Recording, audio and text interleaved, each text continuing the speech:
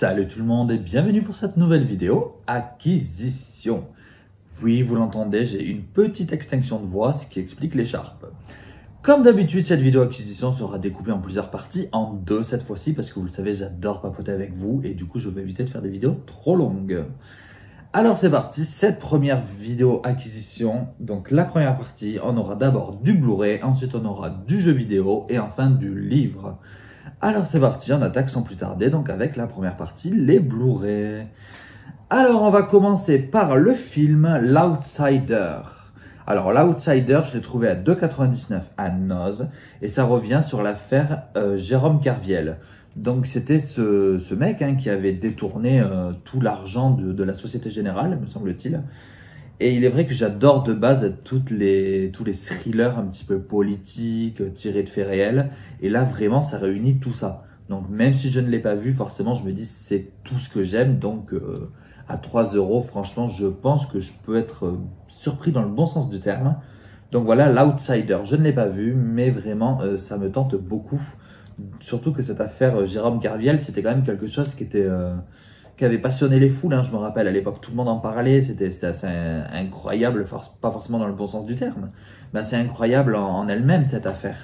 Donc, le fait qu'ils en aient fait un film, je ne le savais même pas, pour le coup. Donc, il y a François-Xavier de Maison, pardon, extinction de voix. Et du coup, je me dis quand même, voilà, c'est une valeur sûre, l'acteur ne m'a jamais déçu. Donc Outsider, j'ai très hâte de voir ce que ça va donner. Vous l'avez vu, je ne l'ai pas encore déballé, je viens tout juste de l'acheter. Et donc de l'inclure au dernier moment dans cette petite vidéo. Donc voilà, L'Outsider. On va continuer avec un film d'animation DC Comics, parce que vous savez que je les achète tous, parce que je suis un fan de l'univers étendu animé DC Comics.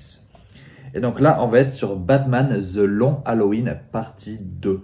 Alors lui, pour le coup, il est sorti il y a un petit moment, il y a quasiment une dizaine d'années de ça.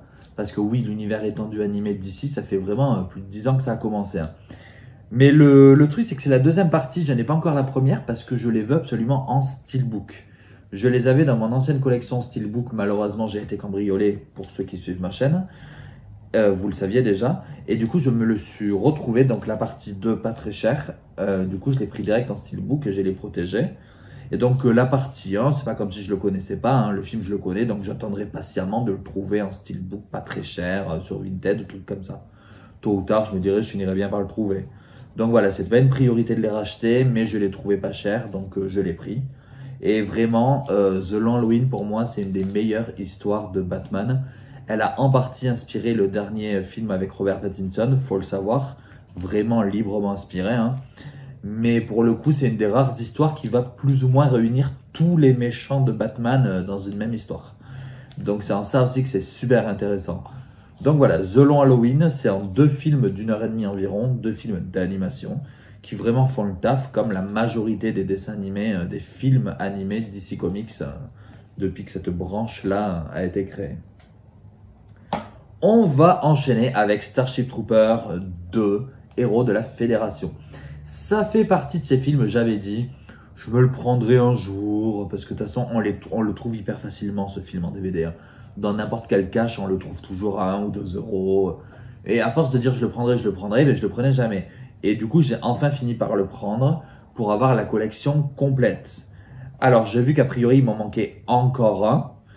Parce que Starship Troopers, donc c'est 3 films live et 2 films animés. Il me manquait donc 2 films de la licence, le numéro 2 que j'ai enfin, même si clairement, c'est clairement pas le meilleur, on va pas se mentir. Mais il n'existe pas en Blu-ray, donc je l'ai pris en DVD du coup. À défaut qu'ils nous le sortent quand même un jour en Blu-ray, parce que même s'il est pas ouf, il est quand même bien au-dessus de certaines bousasses qu'on nous sort quand même en Blu-ray. Donc voilà, puis c'est vrai que ça fait un peu tâche au milieu de la collection qu'ils soient tous sortis en Blu-ray et pas celui-là quoi. Donc je l'ai quand même pris, comme ça j'ai enfin toute la saga, il ne me restera plus qu'à trouver ce dernier film animé qui est sorti il n'y a pas longtemps. Et Starship Troopers, c'est une licence très vite que personnellement j'adore. Je suis extrêmement fan du 1. J'aime beaucoup le 3 pour ce qu'il apporte, à savoir un côté un petit peu nanardesque, mais tellement assumé à 3000%. Et le seul film d'animation des 2 que j'ai vu, en fait ça reprend la dimension très mature du premier, comme si le fait d'être passé en animé permettait d'avoir un ton plus adulte et de revenir aux fondamentaux de la saga. Donc pour le coup, je vous conseille quand même de le voir aussi. Donc voilà, petite licence, c'est le petit qui me manquait dans la saga sur l'étagère. On enchaîne avec un cadeau de Noël de mon amour qui m'a offert mon Disney préféré en Blu-ray, pareil que j'avais dans mon ancienne collection, mais qui a été cambriolé. Donc Alice au Pays des Merveilles, voilà. Alors j'ai Disney+, Alice est sur Disney+, mais c'est mon Disney préféré et clairement je voulais l'avoir en Blu-ray, donc c'est désormais chose faite. J'ai cru comprendre que les Blu-ray Disney allaient commencer un petit peu à se rarifier parce que Disney ne souhaitait plus sortir a priori de Blu-ray de leurs films, ce que je trouve très nul. Donc voilà, ça va être l'extinction du support physique petit à petit et c'est bien dommage. Donc voilà, et d'ailleurs j'avais fait une vidéo de mon top 5 de films animés de Walt Disney que je vous encourage à aller voir. Si vous ne l'avez toujours pas vu, du coup je vous ai un petit peu spoilé le numéro 1, mais c'est pas grave. Voilà. Bref, Alice au Pays des Merveilles, je l'ai enfin de nouveau en Blu-ray et je suis bien content vu que c'est mon préféré. On va enchaîner avec Ghost House. Alors, je ne l'ai pas vu, ça je l'ai trouvé pendant les soldes à Cultura près de chez moi. Ce qui a fait que je l'ai pris, c'est tout simplement que j'ai vu Scout Taylor Compton au casting, qui joue le rôle de l'héroïne. Et qui est Scout Taylor Compton? C'est tout simplement la Laurie Strode des Halloween 1 et 2 de Rob Zombie. Et vous savez tout l'amour que j'ai pour ces films, si vous suivez cette chaîne. Donc vraiment, je suis curieux de la voir dans un autre film, parce qu'on va pas se mentir, si elle avait percé, ça se saurait. Et je l'avais jamais vue du coup dans autre chose que les deux Halloween de Rob Zombie. Du coup, j'ai hâte de voir ce petit film d'horreur qui, a priori, c'est une sombre histoire de malédiction qui se passe en Thaïlande pendant des vacances qui devaient s'annoncer idylliques. On va voir ce que vaut ce Ghost House, mais en tout cas, moi, ça me tente bien. Puis l'actrice, ça va me faire plaisir de la voir dans autre chose que Halloween, même si on a l'air, a priori, ici sur une petite série B qui se contente de faire le taf. Donc, je vous en parlerai peut-être si j'en ai envie dans une future vidéo, une fois que je l'aurai vu. On va enchaîner avec un Blu-ray que j'ai eu à Noël, La Soif de l'Or, donc avec Christian Clavier, Catherine Jacob. Bref, c'est une comédie culte du cinéma français. C'est pas la comédie la plus fine ni la plus intelligente, mais c'est une comédie que j'ai découverte quand j'étais petit, que j'avais 6-7 ans et que j'avais adoré. Donc vraiment, ça fait partie de ces films qu'on appelle Madeleine de Proust, littéralement. On est sur les comédies françaises, encore une fois, qui font le taf, mais qui ne sont pas des plus raffinées, quoi. Mais c'est Christian Clavier dans sa grande époque, celle où il ne ressentait pas le besoin de faire des blagues racistes à chaque film. Et oh, c'était gratuit, ça. On va enchaîner, non pas avec un, mais deux films. Anaconda 3, L'Héritier, et Anaconda 4, La Piste du Sang. Sans transition, après La Soif de l'Or. Alors, là, je suis content de les avoir trouvés parce que Anaconda, c'est un petit peu une saga plaisir coupable. Je possède le 1 avec Jennifer Lopez et Ice-T de New York Unité Spéciale. Je l'ai en Blu-ray, donc le 1, mais les autres ne sont pas sortis en Blu-ray, ou en tout cas pas en France. Et il me manquera plus que le 2, à la poursuite de l'Orchidée de Sang, que j'avais vu, que j'avais trouvé plutôt vraiment bien. Franchement, le 2 n'avait pas à rougir de la comparaison avec le 1. Le 3 avec David Hasselhoff de Alerte à Malibu, je l'ai déjà vu, il est carrément pas ouf. Et le 4 par contre, je ne l'ai pas vu, mais c'est pareil, c'est une sacrée daubasse. Malgré tout, je suis content parce que la saga est au complet, puisque après il y a eu un 5e film, mais c'était Anaconda versus Crocosaurus ou je sais pas quoi, ou Komodo, j'en sais rien, enfin bref, c'était Anaconda qui affrontait quelqu'un d'autre. Je l'ai en DVD par là, je ne l'ai jamais regardé encore, ça ne me tente pas de ouf, mais je l'avais pris pour compléter la collection. Je le regarderai forcément un jour. Mais voilà, donc Anaconda 3, Anaconda 4, j'ai enfin la licence quasi complète. Il ne me manquera plus que le 2, mais j'ai vu qu'il coûtait 1 € sur Vinted, donc je vais sûrement me le procurer à l'occasion. On enchaîne avec un Blu-ray 4K avec The Rock, Dwayne Johnson, Skyscraper. Alors ça, je l'ai trouvé à 6 ou 7 €, pareil, en solde pas la Fnac, à Cultura. Et je suis très content de l'avoir trouvé parce que ça fait vraiment partie de ces films d'action qui te replongent au cœur des années 90. À savoir, c'est bourrin, c'est rempli de testostérone, c'est totalement surréaliste, totalement abracadabrantesque, mais ça fait le taf. Tu as des explosions partout, tu as des bons effets spéciaux partout. Les personnages ne sont pas spécialement trop caricaturaux. Et surtout, on a le plaisir de retrouver Neve Campbell, notre Sidney Prescott national de Scream, qui fait pas beaucoup de films à côté de Scream, on va pas se mentir. Et là, elle joue le rôle de la femme de Dwayne Johnson, donc on pourrait croire qu'elle a simplement un petit rôle de figuration, mais pas du tout, parce que c'est une femme sacrément badass. Donc là aussi, ça dépoussière un petit peu le mythe du film catastrophe des années 90 avec la femme totalement passive au second plan. Là, vraiment, on a une Neve Campbell qui, en tant que femme 2, fait carrément le taf. Et du coup, ben, ce film, moi, je l'ai bien aimé, vraiment. C'est un petit film bourrin science-fiction qui fait le taf, en fait. Ça fait passer un bon moment, on n'en demande pas plus, et c'est pas plus con que certains films de Marvel, et c'est même plus intelligent que certains films Marvel, et oui, j'osais le dire. La Skyscraper, si tu l'as pas vu, franchement, regarde, tu passeras un bon moment. Ça m'a beaucoup rappelé, pour le coup, le cinéma de Emmerich dans les grandes heures. Roland Emmerich. Voilà. On enchaîne avec In Next Their Spin, ou en français Le Masque de l'araignée. Alors c'est un film que je voulais absolument, mais qui en Blu-ray français est hyper dur à trouver, parce que je ne sais pas pourquoi, mais il est hyper dur. Du coup, mon mec me l'a offert à Noël, en import allemand avec la VF. Donc je suis très content de l'avoir, ça fait un moment que je le voulais, pardon. C'est partie de ces films que j'ai toujours dit, je les achèterai à l'occasion, parce qu'on les trouve facilement, sauf que voilà, au final, j'aurais dû les prendre plus tôt, parce que Le Masque de l'araignée, en tout cas en Blu-ray, il est dur à trouver. Donc là, je suis content, déjà, je l'ai en VF import allemand. Ce film, pour moi, ça fait quand même partie des thrillers cultes des années 90, et vraiment, que dire de plus, Morgan Freeman, quoi. Je veux dire, Morgan Freeman, il fait le taf, comme d'habitude, on est habitué avec lui, hein.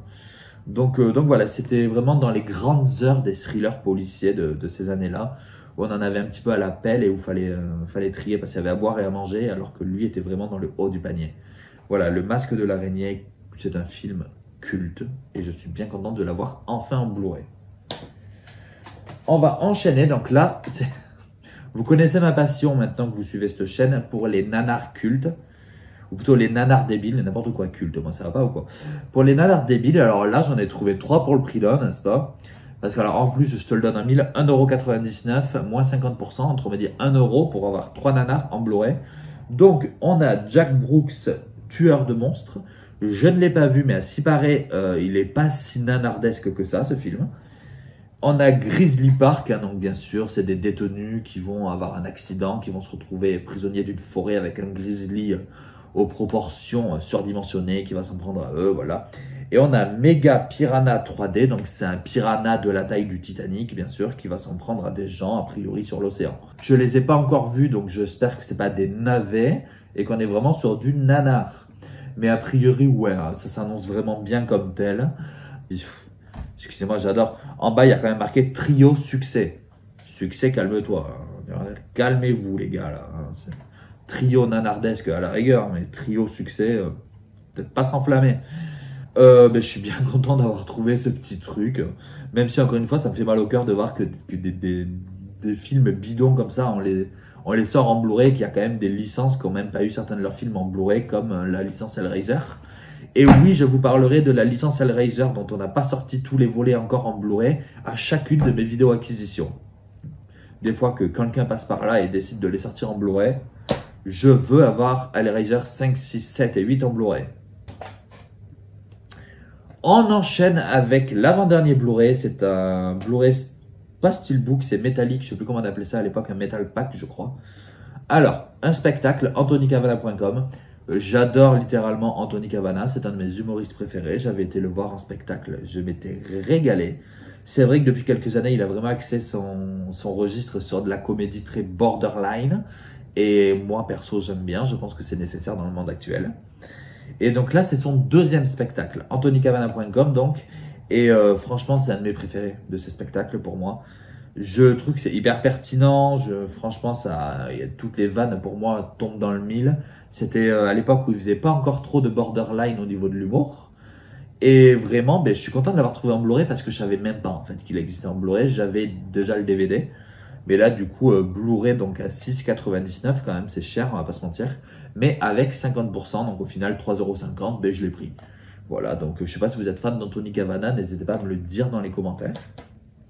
Et on va terminer avec un DVD. Ceux qui suivent cette chaîne, encore une fois, vous savez que j'ai une adoration pour les adaptations le plus pourries possible de nos contes les plus célèbres. Et là, qu'est-ce que j'ai trouvé? Les Malheurs de Sophie à 1 € dans une espèce d'adaptation qui a l'air mais tellement pourrie Vraiment, ah là là, je sens que je vais me régaler avec ça. Voilà, ce truc bien pourrave là. Voilà, donc ça va rejoindre la collection des contes que j'ai déjà en DVD, La Petite Sirène, tout ça, dans des versions absolument nulles. Vous savez, la collection un peu Zillow là. C'est ZYLO, c'est un studio qui sort que des merdes comme ça. Et j'adore. Voilà. On va enchaîner avec une VHS, oui, que j'ai payé 20 centimes. La VHS de X-Files, le film, en parfait état, franchement.